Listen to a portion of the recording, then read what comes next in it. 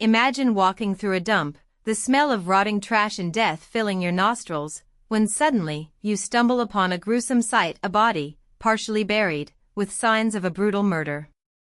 This is what happened in a small Kenyan town, where a series of bodies were discovered, leading to the arrest of a suspected serial killer. You are standing at the edge of a vast, open dump, the sun beating down on your skin, as the sounds of scavenging birds and rustling trash fill the air. The smell of decay and rot is overwhelming, making your stomach churn. This is where it all started, where the bodies were first discovered, and the nightmare began. As you walk through the dump, you notice something peculiar, a piece of clothing caught in a bush, a shoe lying nearby, and then, you see it, a body, partially buried, with signs of a brutal murder. The police are called, and soon, the area is swarming with investigators, collecting evidence, and trying to make sense of the gruesome scene. But as they dig deeper, they realize that this is not an isolated incident, and that more bodies may be hidden in the dump, waiting to be found. As the investigation unfolds, you find yourself at the center of a gruesome discovery. More bodies are found, each with its own unique story, and its own set of clues. The police are racing against time to identify the victims, and to piece together the events that led to their murders. You are walking through the dump, the smell of death and decay filling your nostrils, as you notice a few landmarks: an old, abandoned car, a pile of discarded tires, and a small, makeshift shelter.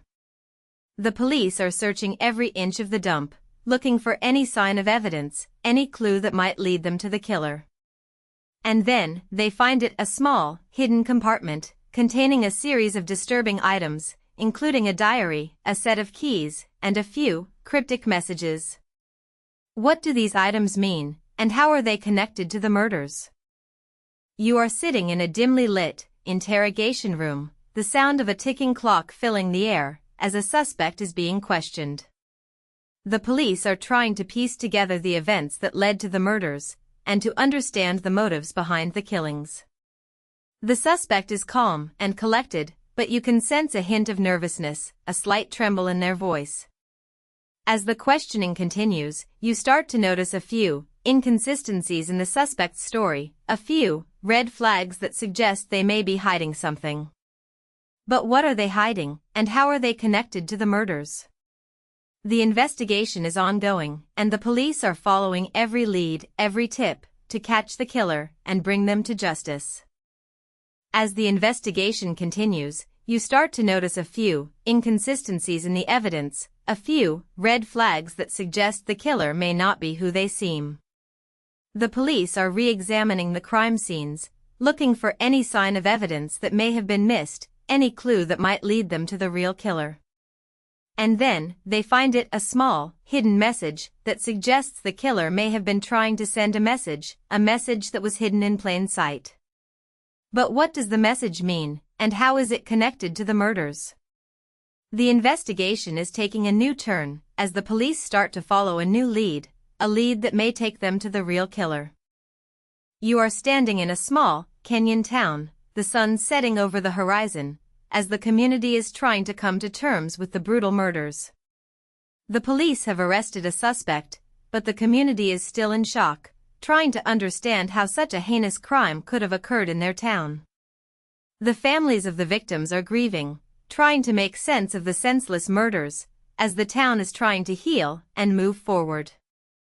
But the question remains: what drove the killer to commit such a heinous crime, and how can the community prevent such a tragedy from happening again? The investigation may be over, but the aftermath is just beginning, as the town tries to rebuild and heal. You are sitting in a dark, quiet room, the sound of a ticking clock filling the air, as you try to make sense of the brutal murders. The investigation is over, and the killer has been caught, but the question remains: what drove them to commit such a heinous crime? The police have pieced together the events that led to the murders, but the motives behind the killings are still unclear. As you delve deeper into the case, you start to notice a few inconsistencies in the evidence, a few red flags that suggest the killer may not have been working alone. But what does this mean, and how is it connected to the murders? The case may be closed, but the mystery remains, as you are left to wonder what really happened in that small, Kenyan town. As you finish watching this video, you are left with a haunting question: what really happened in that small, Kenyan town? The case may be closed, but the mystery remains, as you are left to wonder what drove the killer to commit such a heinous crime. Like, comment, and subscribe for more true crime content, and share your theory on what really happened. And as you walk away from this video, you can't help but wonder, are you safe, and could this happen to you?